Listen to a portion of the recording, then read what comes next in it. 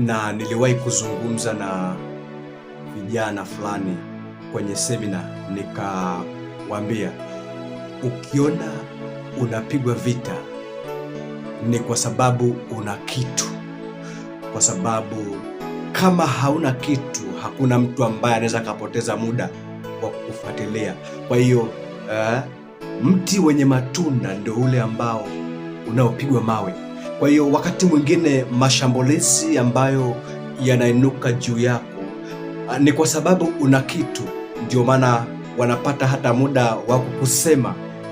Kwa hiyo watu hawawezi kukusema kama hauna kitu, kwa sababu kama hauna kitu, hakuna kitu ambacho kinaweza kikafanya wao wakakaa vikao kwa ajili yako. Kwa hiyo mshukuru Mungu kwa sababu una kitu kinachowafanya wanakaa kwa ajili ya kukuzungumzia wewe, na hata vita vinainuka ni kwa sababu una kitu. Vita iliinuka kwa Yusufu kwa sababu alikuwa ana ndoto. Kwa hiyo tunaopigwa vita, tunaokuwa na maadui ni wale ambao tuna ndoto.